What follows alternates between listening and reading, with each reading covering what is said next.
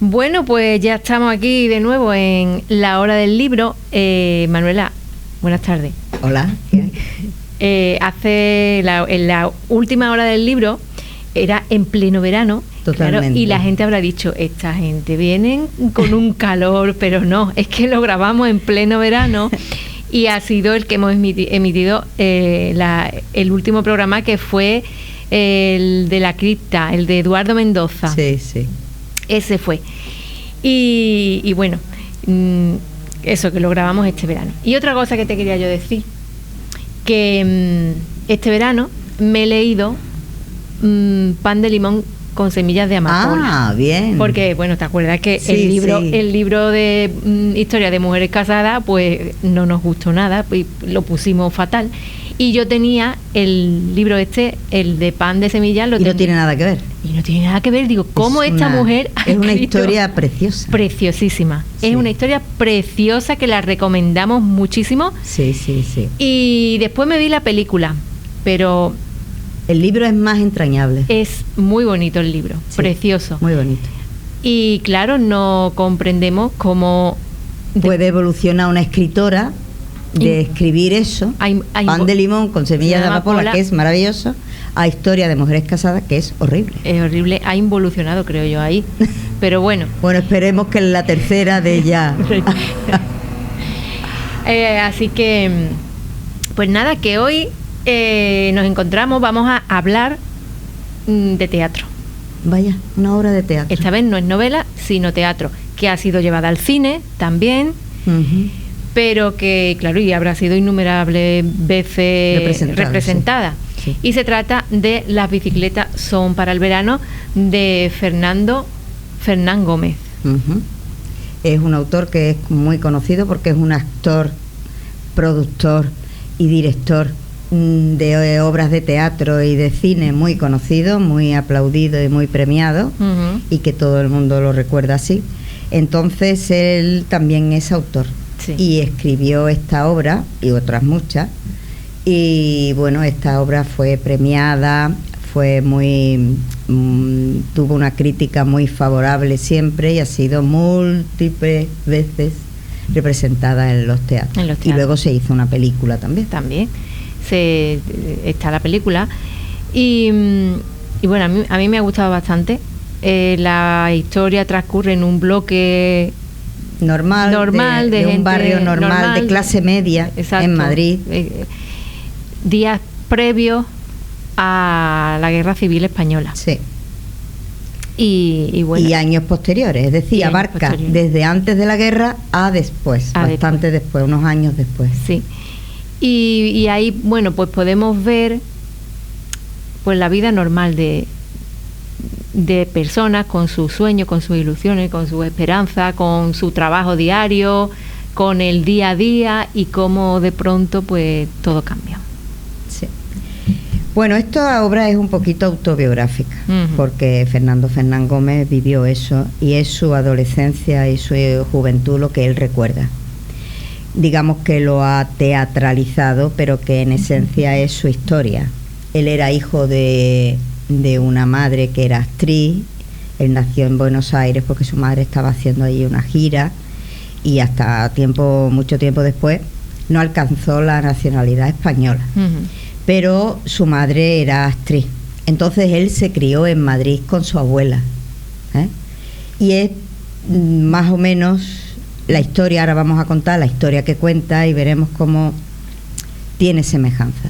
Él vivió la guerra, la vivió en Madrid con 15 o 16 años, que es la edad que tiene el protagonista, sí, de su obra, y luego la posguerra pues la vivió también en Madrid, que es lo que él cuenta en la obra.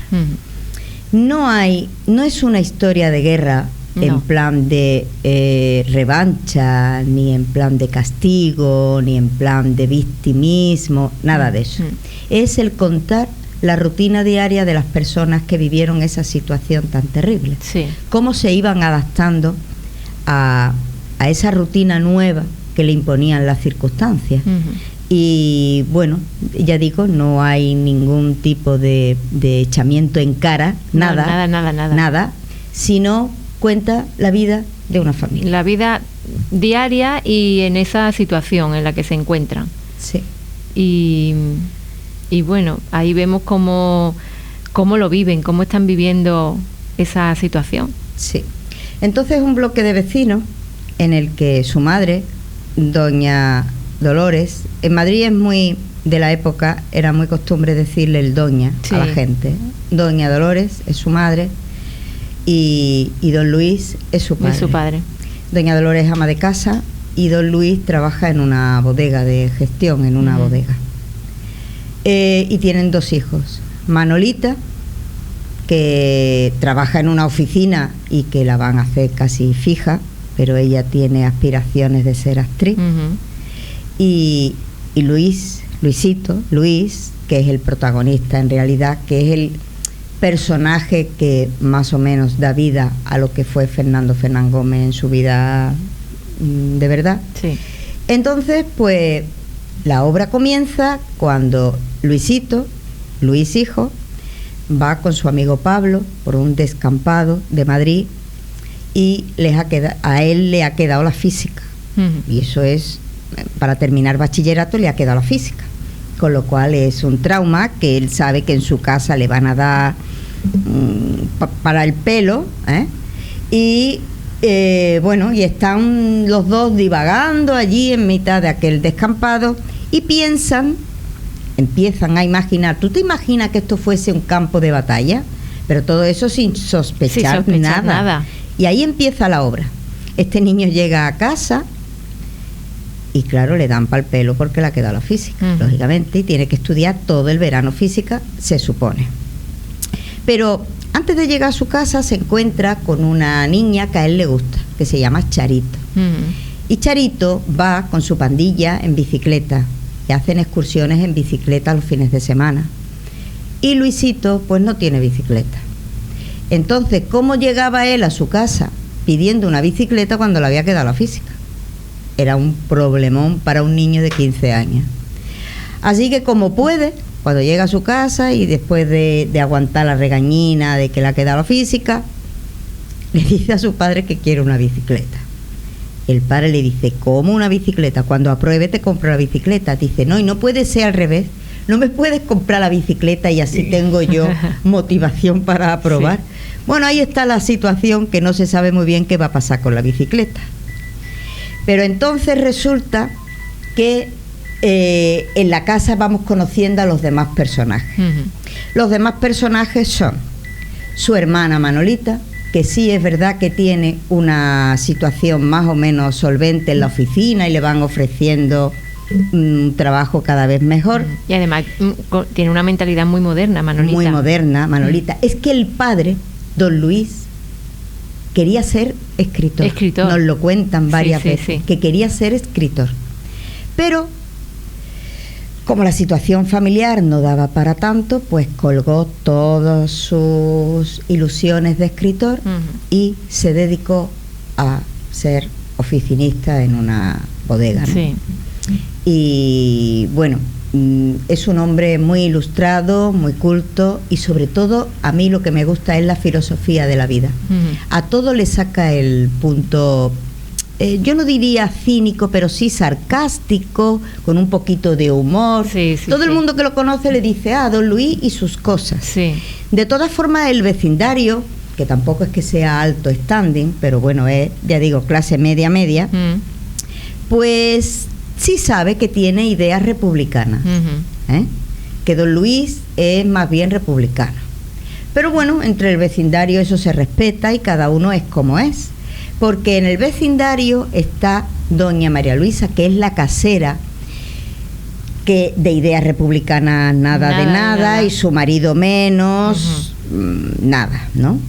Y luego está doña Antonia. Doña Antonia es viuda, tiene 2 hijos, uno es Julio, el mayor, que la familia de Luisito y Manolita, pues lo tienen como un poquito como si fuera el atontado, ¿no? Lo que pasa es que el atontado está enamorado de Manolita.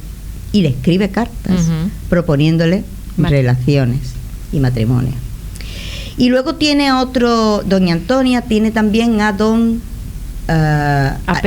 Pedro, que es el más pequeño, más espabilado, que luego veremos ya las relaciones de Pedro con otras chicas, ¿no? Pero ese es más espabilado. Bien, entonces doña Antonia le dice a don Luis, padre, que a ver si le puede buscar un trabajo para Julio, para Julito. Pero don Luis viene diciendo que no.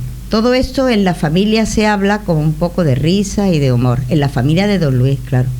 Porque hay que decírselo a doña Antonia, la pobre, diciéndole que su hijo, que no le ha encontrado trabajo para su hijo. Luego hay otro matrimonio del que conocemos, que es doña Marcela y Anselmo. Es un matrimonio ya mayor, que son los padres de Ambrosio. Ambrosio, digamos que tiene un trabajo, no me acuerdo ahora cuál, pero sí puede buscar también influencias para trabajo y tal, que al final es el que le encuentra un trabajo a Julio en una tienda. Ese más o menos es el panorama de la casa, ¿no? Del bloque. Luego doña María Luisa tiene una hija que es Maluli, que Luisito, como Charito, que es la de la bicicleta, la tiene ya un poco lejos, digamos que habla un poquito con Maluli, pero Maluli es muy pequeñita. Sí. Y ya está, creo que ese es el panorama. Luego está María, la criada de la casa de don Luis y doña Dolores, que ahí digamos que desboca los instintos sexuales que se están despertando de Luisito, que de vez en cuando visita el dormitorio de María por la noche, hasta que los padres se enteran porque Manolita se lo dice, y entonces con mucho pesar despiden a María de la casa. Pero luego María, bueno, como abuelo. Sí, y le salva algunas situaciones en cuanto a la comida, porque claro, escaseaba. Pero ya luego en la situación de posguerra. Sí, ahí le soluciona de vez en cuando. Porque se casa, bueno, se casa. Se casa no. Es que eso también lo tenemos que explicar. Sí.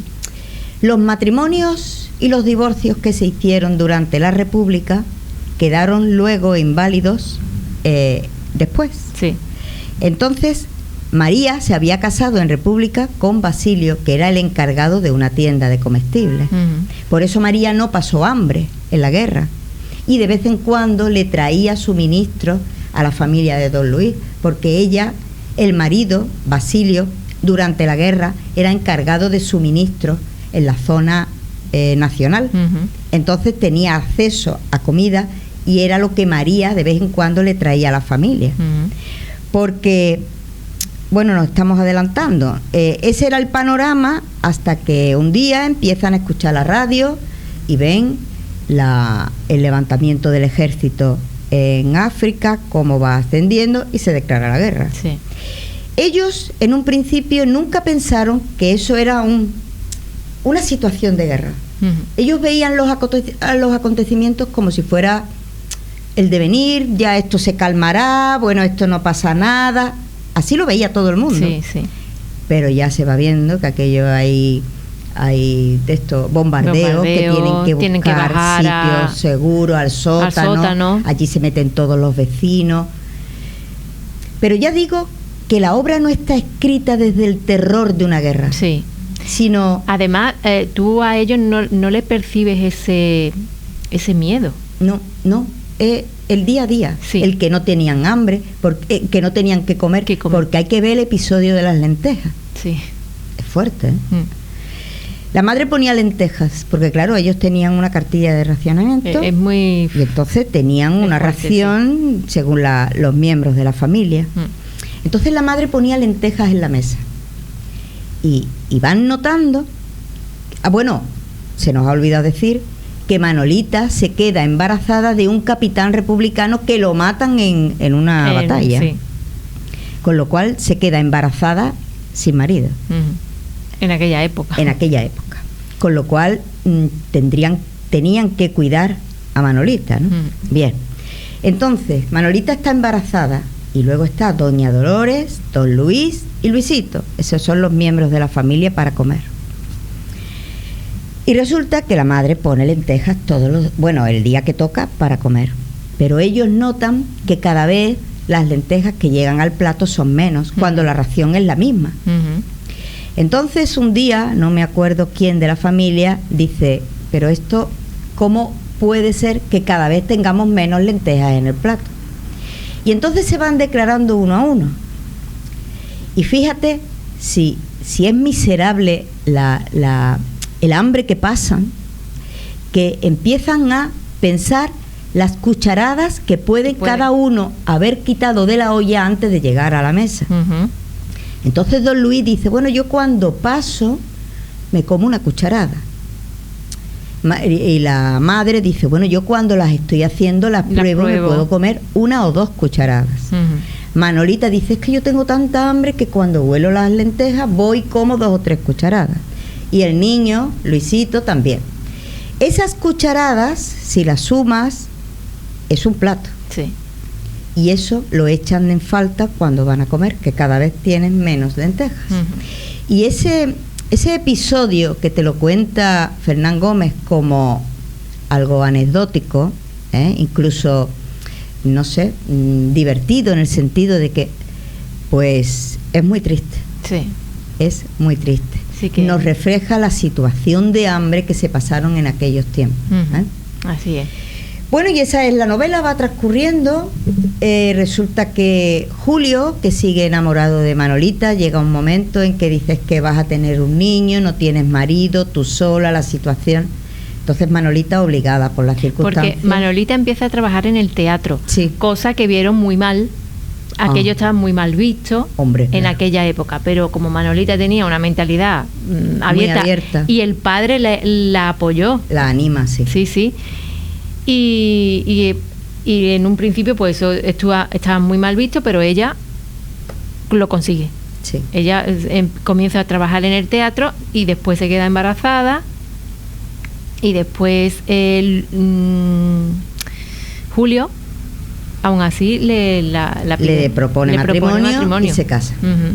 Entonces ya tiene marido, pero con la mala suerte de que en uno de los bombardeos el marido trabajaba en un bazar, porque Ambrosio le buscó en un bazar trabajo y el bombardeo pues le pilló de lleno y lo mató. Así que Manolita era viuda. Y nace el niño, que le ponen de nombre Pepito, y entonces pues tienen que alimentar al niño. La vida va... Bueno, vamos a hablar ahora de Pedro. Pedro es el otro hijo de doña Antonia, porque doña Antonia, la pobre, estaba mal económicamente antes de la guerra. Imagínate cómo está durante la guerra y después de la guerra. Está fatal, porque, bueno, porque no llega, ¿no? Y aparte de eso, Pedro, que es el hijo menor, conoce a una prostituta que se llama Rosa. Sí. Y bueno, y la saca de la prostitución y se la lleva a su casa. Nunca le dice a la madre nada, sino esta es mi novia y ya está. Pero la madre se entera por otros cauces de que ha sido prostituta, entonces pues no le gusta mucho, lo comenta con doña Dolores. Pero esta doña Dolores, que la verdad es que es una mujer muy pausada, muy... como digo yo, muy pacífica y que siempre busca el punto más óptimo, ¿no?, de la situación. Más razonable, ¿no? Sí, pues le dice, vamos a ver, tu hijo está enamorado de ella, da igual de dónde venga, lo que tienes que hacer es tratarla como una más de la familia y ya está. Entonces ahí tenemos a Luisito, que, bueno, despertando a la vida, que no tiene nunca ganas de estudiar la física que le queda, que se dedica a leer novelas, sí. Y que quiere ser escritor. Y que quiere ser escritor igual que su padre, sí. Y se dedica a escribir, bueno, se dedica a leer novelas y a pasar el tiempo y todo esto.